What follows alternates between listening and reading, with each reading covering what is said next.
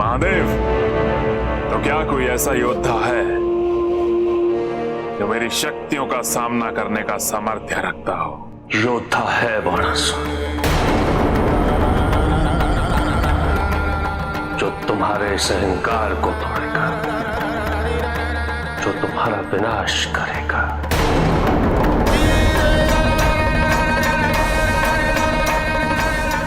और तुम्हें युद्ध में पराजित करेगा।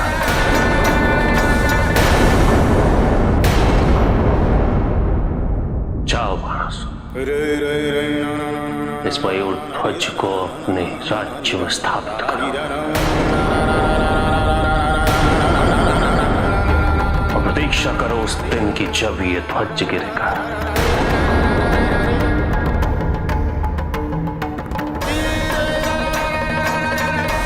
वही संकेत होगा तुम्हारे पतन का।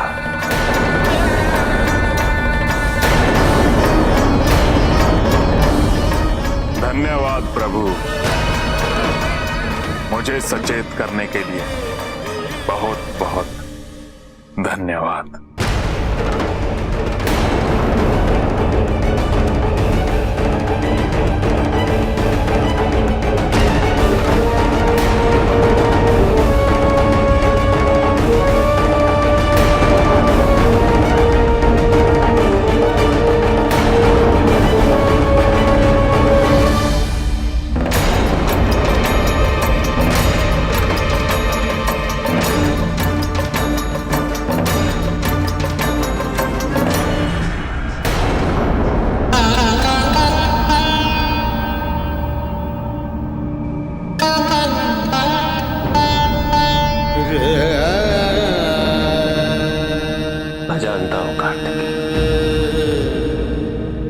बाणासुर ने तुम्हें युद्ध में पराजित नहीं किया।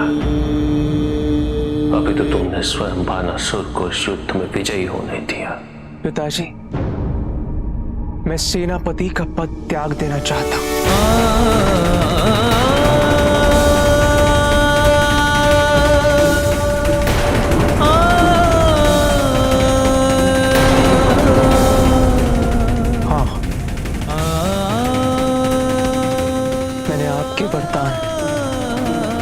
आपके आशीर्वाद के सम्मान हेतु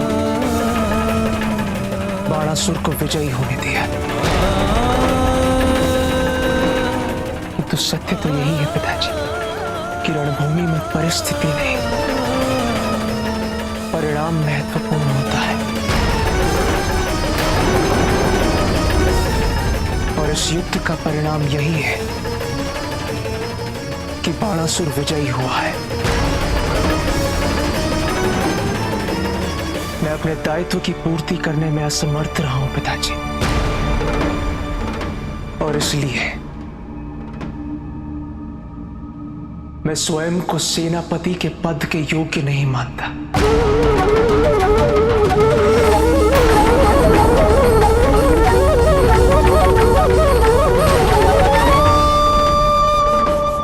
कितना दुखद है ना कि कार्तिकेय जैसा बलशाली और श्रेष्ठ योद्धा ये समझ रहा है कि वो पराजित हो गया है, जबकि सत्य इसके विपरीत है। ये महादेव की और उनके परिवार की महानता है नारद। यदि वो चाहते तो बाणासुर को आज ही उसका स्थान दिखा देते, आज ही उसका अहंकार तोड़ देते, आज ही उसका विनाश कर देते। किंतु उन्होंने ऐसा इसलिए नहीं किया क्योंकि वो नियति का सम्मान करना चाहते हैं, नारायण की उस लीला का सम्मान करना चाहते हैं जिसके माध्यम से बाणासुर का विनाश होना पूर्व निर्धारित है नारद। किंतु इसमें महादेव और नारायण को एक दूसरे के विरुद्ध होना पड़ेगा। क्या इससे पूर्व बाणासुर को रोका नहीं जाना चाहिए? इसका प्रयास परशुराम करेंगे नारद, जब बाणासुर से उनकी चर्चा होगी।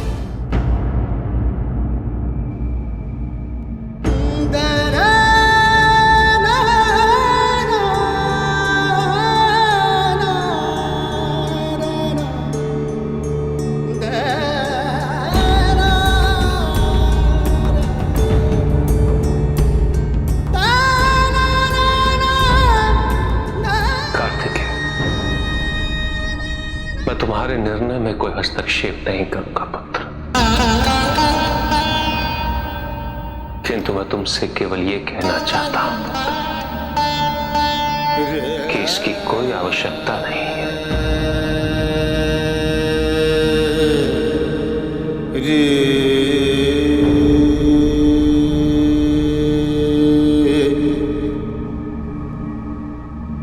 हाँ कार्तिकेय, महादेव का कथन सर्वथा उचित है। तुम्हें पद त्यागने की कोई आवश्यकता नहीं है।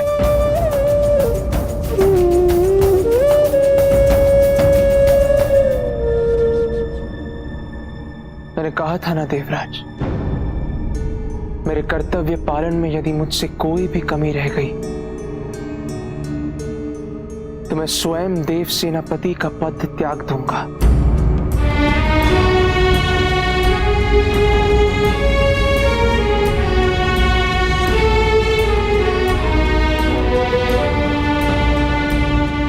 भैया,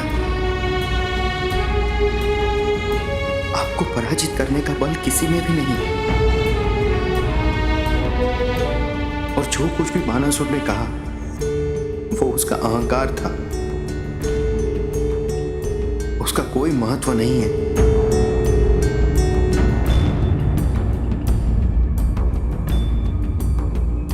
मां आप ही समझाइए ना भैया को।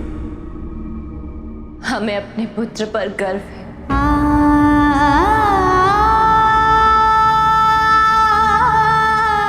हम जानते हैं कि उसमें कितनी क्षमता है और उसका सामर्थ्य क्या है।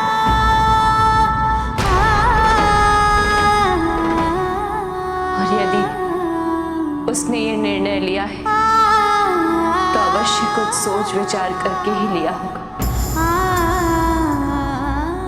और हम ये भी जानते हैं कि पुनः यदि आवश्यकता हुई तो वो अपने दायित्व का निर्वाह अवश्य करेगा।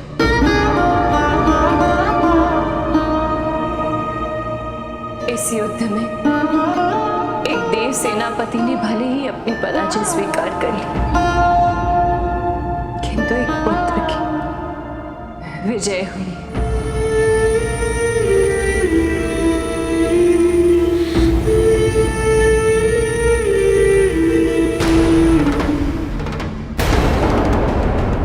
साधना से बाहर निकलो परशुराम, और देखो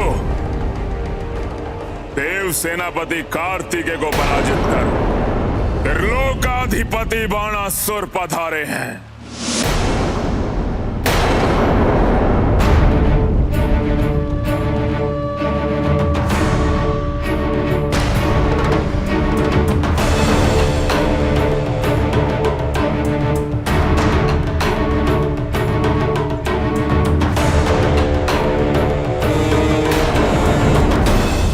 परशुराम, त्रिलोकाधिपति बाणासुर को देखकर शस्त्र नहीं उठाते हैं, प्रणाम करते हैं। मूर्ख! तेरे अहंकार का अंत मैं इसी क्षण करता हूं।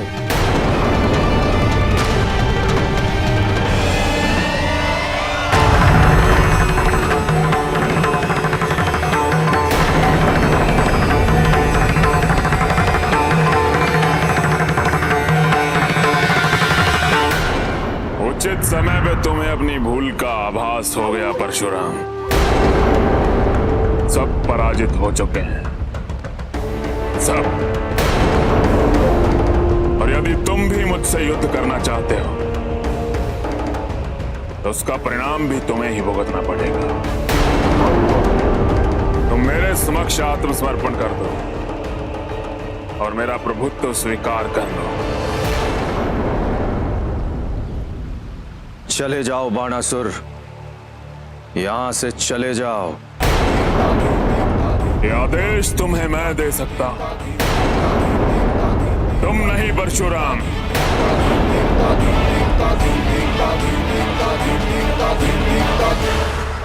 महादेव ने तुम्हें शक्तियां दी ताकि तुम अपने पूर्वजों की प्रतिष्ठा बढ़ा सको। परंतु तुमने उन शक्तियों का दुरुपयोग किया है बाणासुर। देख लो, आरंभ से देख लो, जिस किसी ने भी इन त्रिदेवों की शक्तियों का दुरुपयोग किया है उसका सर्वनाश हुआ है। इसमें दुरुपयोग कैसा? आज तक तुम अपने आप को अजय मानते आए हो परशुराम, और आज जब मैं अपने आप को अजय स्थापित करने जा रहा हूं तो तुम्हें इसमें आपत्ति क्यों? क्या यह अधिकार केवल देवताओं, ऋषियों और मनुष्यों के लिए ही आरक्षित है? क्यों किसी असुर का इतना शक्तिशाली होना स्वीकार नहीं कर पा रहा है कोई? तुम्हें स्वीकार हो या ना हो, परंतु यह सत्य है, जिसे भी महादेव का संरक्षण प्राप्त है उसे कोई भी पराजित नहीं कर सकता। परंतु तुम स्वयं कितने समर्थवान हो बाणासुर? क्या तुम्हारी शक्तियां पर्याप्त हैं बलराम, कार्तिकेय और मुझे पराजित करने के लिए? प्रतीत होता है कि तुम ऐसे मेरी प्रभुता स्वीकार नहीं करोगे, तो फिर आओ और युद्ध करो मुझसे परशुराम। मुझे तुमसे युद्ध नहीं करना है बाणासुर। अर्थात तुम अपनी पराजय स्वीकार करते हो। मैं नहीं चाहता कि मेरे कारण कोई ऐसी स्थिति उत्पन्न हो जिसमें तुम जैसे मूर्ख और अयोग्य भक्त की रक्षा हेतु महादेव को प्रकट होना पड़े।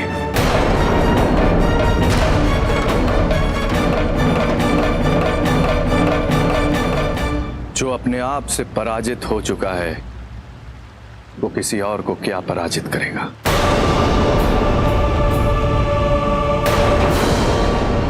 और महादेव तो ये स्पष्ट कर ही चुके हैं कि तुम्हारा वध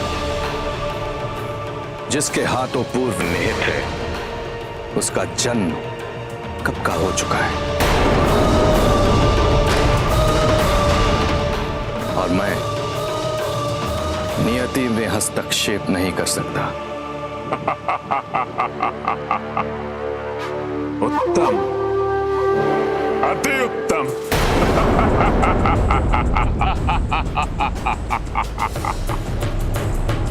समझदार हो तुम परशुराम, जो तुमने मेरे समक्ष अपनी पराजय स्वीकार कर ली। अब मैं अजय हूं, अजय हूं मैं, लोकाधिपति बाणासुर अजय है। बाणासुर परशुराम की बात भी नहीं समझ पाया। अब क्या होगा? वही जिसकी चिंता सभी को है, बाणासुर के वध हेतु नारायण और महादेव का सामना।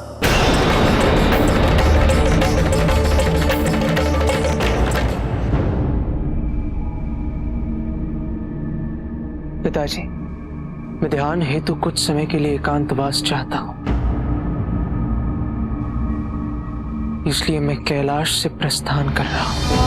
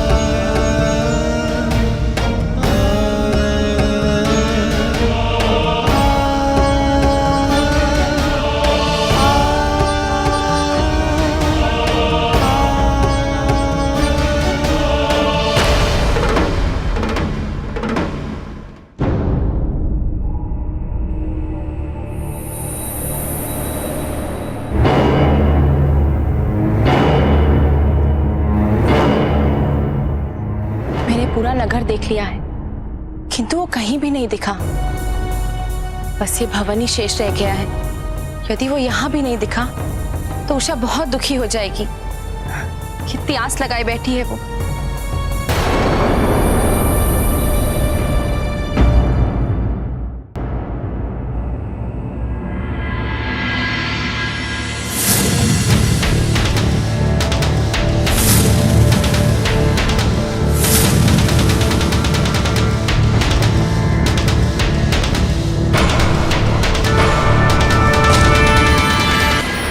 सुडौल शरीर, अत्यंत शक्तिशाली। इसके नेत्र में एक आकर्षण था।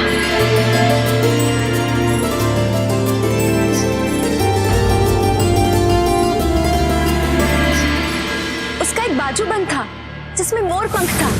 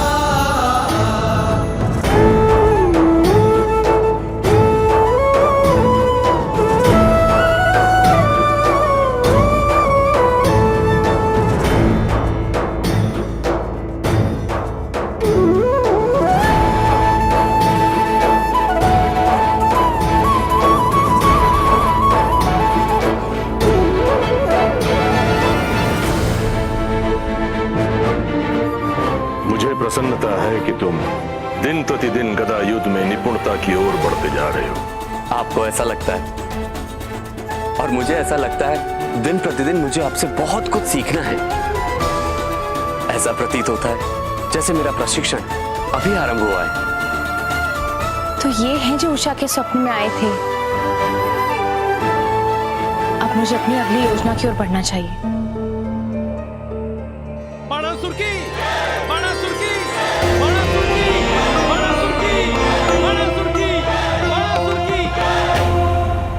बाणासुर की जय नहीं,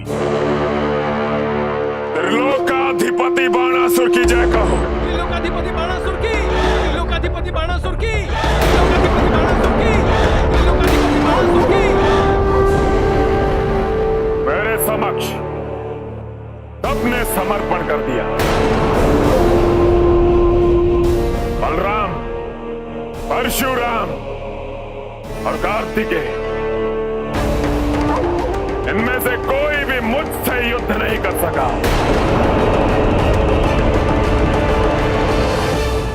किंतु कार्तिकेय को पराजित करने पर महादेव की क्या प्रतिक्रिया थी? अपनी संतान के पराजित होने पर किस पिता को प्रसन्नता होती है वाणी। महादेव को क्रोध तो आया, किंतु उन्होंने क्रोध में भी मुझ जैसे भक्त को आशीर्वाद ही दिया और उन्होंने मुझे बताया कि केवल एक योद्धा है जो मेरा अंत कर सकेगा।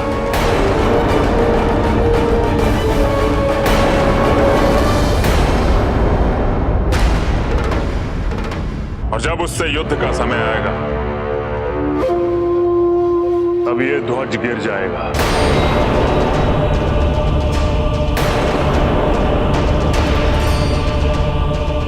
ये उस योद्धा से युद्ध का संकेत होगा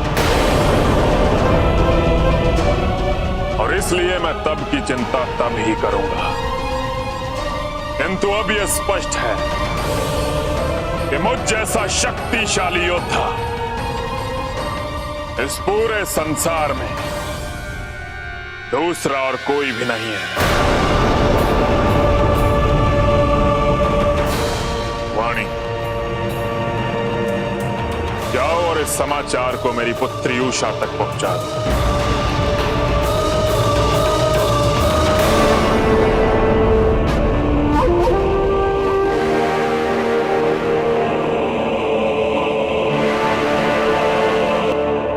बाणासुर को ज्ञात नहीं है कि उसकी पुत्री का भविष्य किसके साथ संबद्ध है नारद।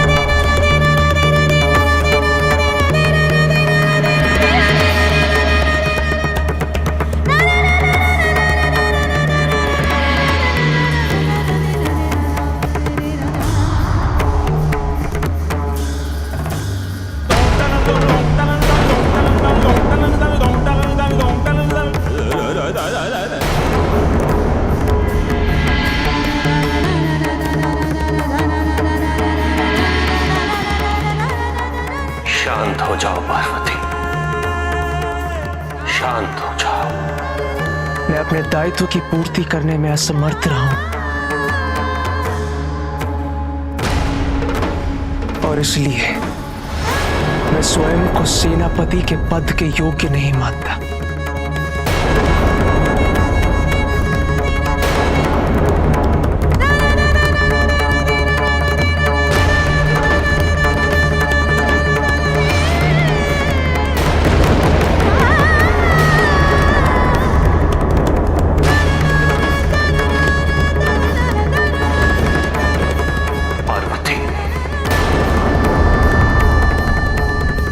यदि वो ऊर्जा पुनः उत्पन्न हुई तो संसार का हित निश्चित है। उस विनाश को रोकने के लिए तुम्हें शांत होना होगा। शांत हो जाओ पार्वती, शांत हो जाओ। अभी इसी क्षण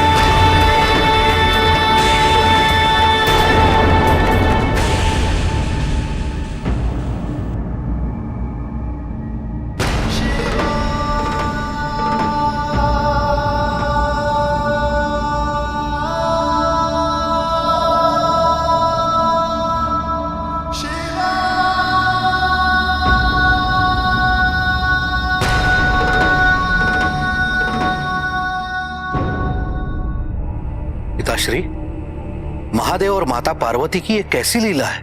महादेव की कृपा से एक बहुत बड़ा अनर्थ टल गया है नारायण। किंतु माता पार्वती के इस कृत्य का कारण क्या है? कार्तिकेय के कैलाश से जाने के कारण देवी पार्वती अत्यंत व्यथित थी नारद, क्रोधित थी। और ये नृत्य उनके इस क्रोध की अभिव्यक्ति थी। नृत्य करते करते उन्हें इस बात का बोध ही नहीं रहा कि उनका ये क्रोध एक विनाशक ऊर्जा में परिवर्तित होता जा रहा है, जिससे संसार में बड़ा संकट उत्पन्न हो जाएगा नारद। एक माँ अपनी पीड़ा अंदर ही अंदर कब तक सहती, इसलिए उनका क्रोध इस रूप में बाहर आया। किंतु महादेव ने उन्हें रोककर न केवल देवी पार्वती की बल्कि समस्त संसार की रक्षा की। माता पार्वती की रक्षा की है? अर्थात देवी पार्वती के लिए अपनी पीड़ा को व्यक्त करना अत्यंत आवश्यक था। यदि ऐसा नहीं होता तो वो पुनः अस्थिर हो जाते, जो उनके लिए, इस संसार के लिए अच्छा नहीं होता। महादेव ने उस विनाशकारी ऊर्जा को धारण किया, जिससे देवी पार्वती का क्रोध बाहर आया और समस्त संसार भी विनाश से बच गया। जो ऊर्जा तुम्हारे कारण उत्पन्न हो रही थी वो कोई भी विनाशकारी रूप ले सकती थी पार्वती। पूर्व में भी ऐसी शक्तियों के उत्पन्न होने से सबसे अधिक प्रभाव केवल हमारे परिवार पर ही पड़ता है और हमें सदैव उसका एक साथ अंत करना पड़ा। पुत्र के वियोग में तुम्हारा व्यथित होना मान्य है, किंतु कार्तिकेय को अपने निर्णय लेने की पूर्ण स्वतंत्रता है, अधिकार है उसे। स्वामी, एक मां का हृदय बच्चों की पीड़ा समझ सकता है, कारण नहीं। ये तो उसके जन्म से ही होता है। वो बार बार हमसे दूर होता रहा है। क्या दोष है उसका स्वामी? क्या उसे पीड़ा नहीं होती होगी? आपके द्वारा दिए गए वचन का मान रखने हेतु उसने बाणासुर से अपनी पराजय स्वीकार कर ली। वचन तो आपने दे दिया स्वामी, किंतु दंड एक मां और एक पुत्र को भुगतना पड़ रहा है।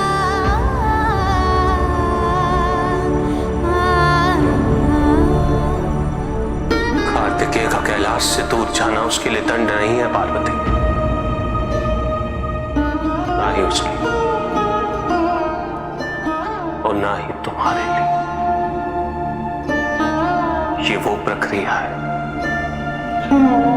जो तुम्हारे और मेरे जीवन में हमें कार्तिकेय की महत्ता का बोध करवाएगी और कार्तिकेय के जीवन में हमारी महत्ता का। हमारा पुत्र अत्यंत संवेदनशील है पार्वती। कार्तिकेय का कैलाश से दूर जाना, एकांत में रहना, उसे अपने मन में उत्पन्न हुए विचारों का विश्लेषण करने और उन्हें समझने का अवसर देता है। और जैसे जैसे उसकी शंकाएं दूर होती वो उतना ही सत्य के समीप आता, उतना ही शांत हो जाता।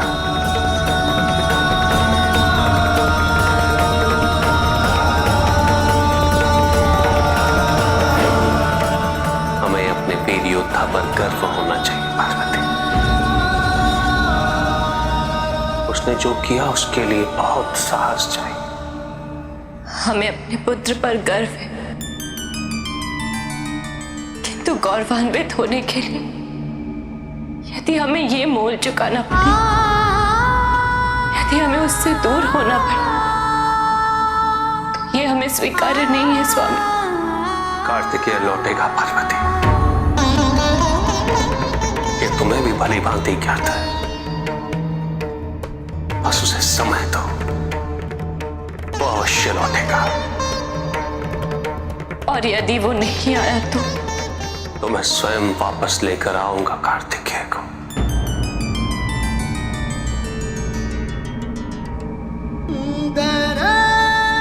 मैं अपने दायित्व की पूर्ति करने में असमर्थ रहा हूं। मैं सेनापति का पद त्याग देना चाहता हूं।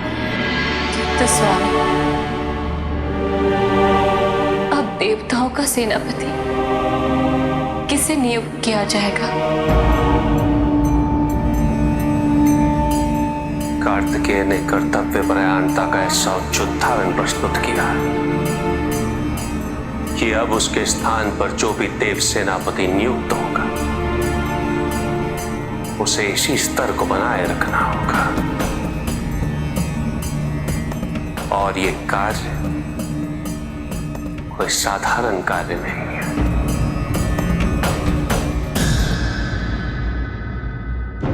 देवराज, कार्तिकेय के स्थान पर कौन है इतना योग्य जिसे हम देव सेनापति नियुक्त कर सके? हाँ सूर्यदेव, मेरे विचार में कार्तिकेय जैसा सेनापति ढूंढना असंभव है। मेरा मत तो यही है कि हमें कार्तिकेय के लौटने की प्रतीक्षा करनी चाहिए। किंतु सेनापति का पद रिक्त नहीं रखा जा सकता है। देवताओं की सेना बिना नेतृत्व के रहे ये उचित नहीं है। हमें शीघ्र अतिशीघ्र सेनापति नियुक्त करने का कार्य करना चाहिए, अन्यथा बाणासुर इस स्थिति का लाभ उठा सकता है। किंतु ऐसा कौन है जो बाणासुर का सामना कर सके?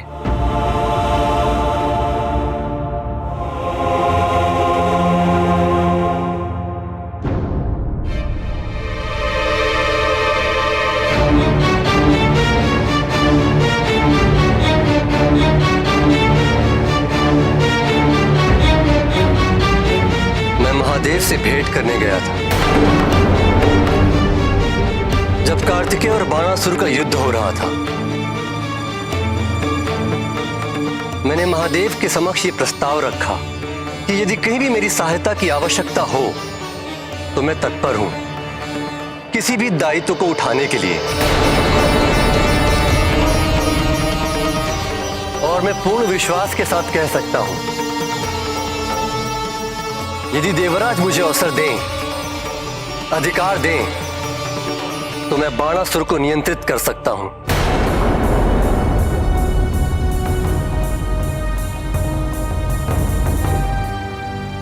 देवराज, इस विषय में आपका क्या निर्णय है?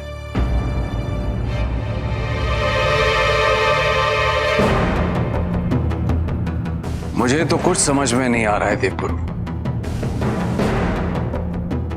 इसीलिए मैंने विचार किया कि मैं महादेव से निवेदन करूंगा कि वो मेरा मार्गदर्शन करे। महादेव से परामर्श के पश्चात ही मैं नए देव सेनापति का चयन करूंगा। उत्तम, अति उत्तम।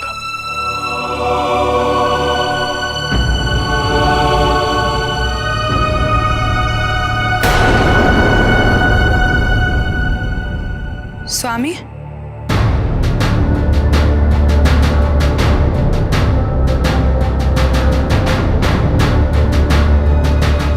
देखो वाणी,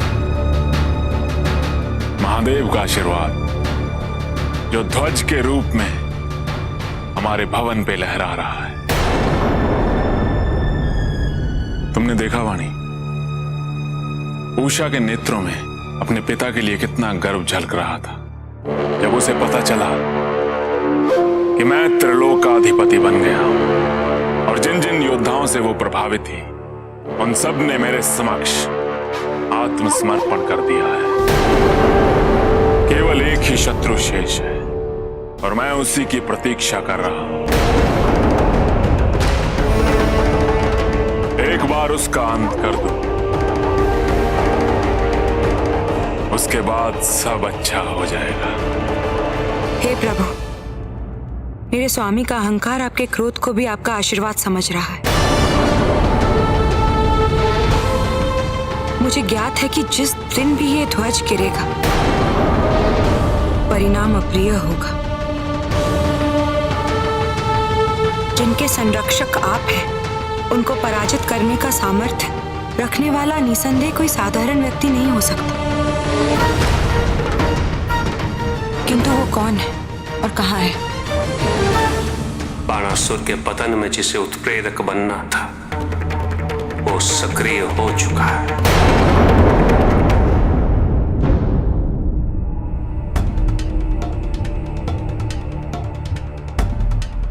तुम सभी पश्चिम दिशा की ओर जाओ, कोई चूक नहीं होनी चाहिए। मेरे सारे निर्देश पालन रखना। प्रस्थान करो। क्या हुआ ज्येष्ठ पिता, कोई समस्या? कल रात कुछ असुरों ने द्वारका में प्रवेश कर बहुत उत्पात मचाया और फिर पलायन कर गए। कल रात से गुप्तचर और सैनिकों ने ढूंढ रहे हैं। आज पता चला कि वो कहां छुपे हैं। हम वहीं जा रहे हैं, सैनिक समेत उन्हें इस दुस्साहस के लिए मृत्यु दंड देने।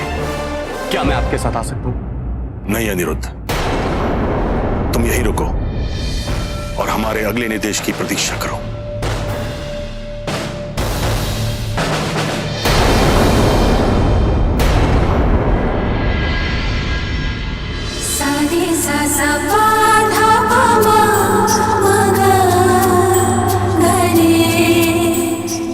मुझे विश्वास है कि तुम हो, मेरे स्वप्न के अतिरिक्त भी, और तुम मेरे जीवन में भी अवश्य आओगी। कब, ये नहीं जानती, किंतु इतना अवश्य जानती कि मेरी सखी तुम्हें ढूंढ के अवश्य लाएगी। अब ये भी सूचना प्राप्त हुई है कि कुछ असुरों ने दूसरी ओर से भारी आक्रमण कर दिया है। हम सभी यदुकुल श्रेष्ठ को सूचित करना चाहते हैं, किंतु किसी को नहीं पता कि वो कहाँ है। अब हमें क्या करना चाहिए? ऐसे में एक एक क्षण का विलंब हमारे लिए अत्यंत भारी पड़ सकता है, और ऐसी स्थिति में मैं हाथ पर हाथ धरे बैठ नहीं सकता।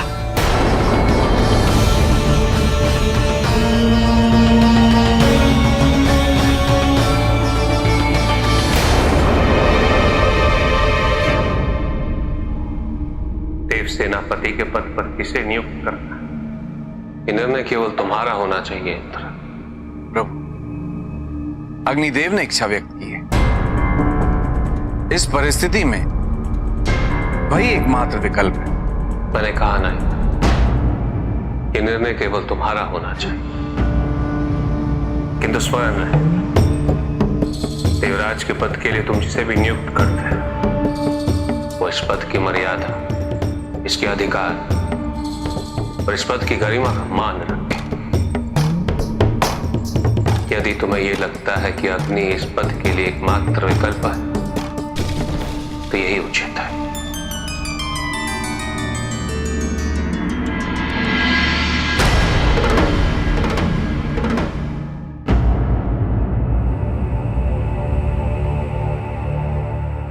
पिताजी, आप इस ध्वज को क्यों देखते रहते हैं? उषा, ये ध्वज तुम्हारे पिता के सर्वशक्तिशाली होने का प्रमाण है। नहीं पिताजी, ये आपके सर्वशक्तिशाली होने का प्रमाण नहीं, बल्कि आपको स्मरण कराते रहने का प्रतीक है कि आपसे शक्तिशाली कोई है, जिससे एक दिन आपका सामना होगा।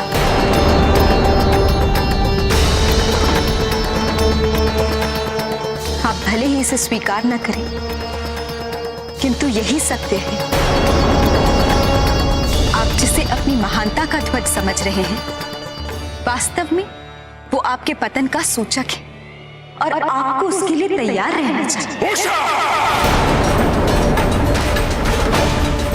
तुम अपने पिता से ऐसे बात नहीं कर सकती।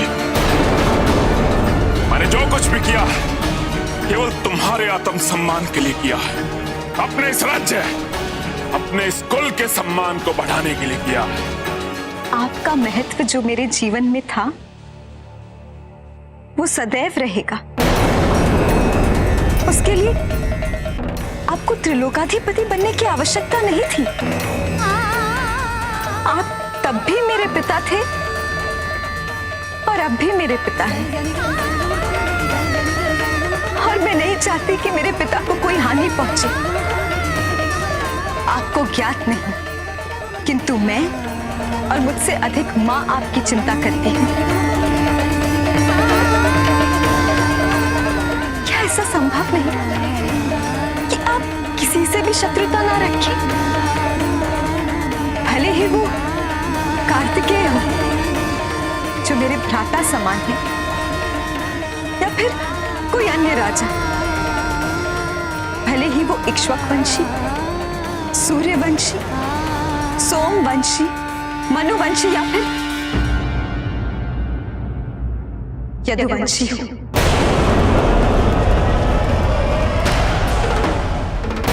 मेरी अन्य किसी से कोई शत्रुता नहीं है उषा, केवल उन यदुवंशियों के अतिरिक्त। और उन यदुवंशियों से संधि का तो प्रश्न ही नहीं उठता।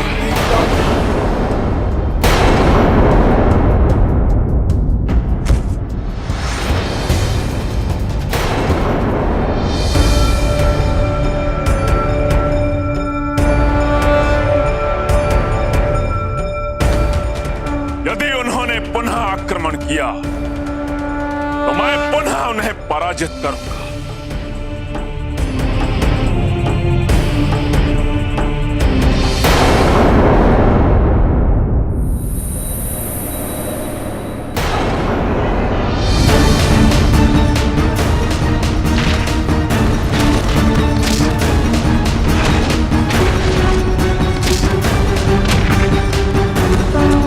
यदि उन्हें अपने बल पर अहंकार है तो मैं उनके उस अहंकार को निरंतर तोड़ता रहूंगा।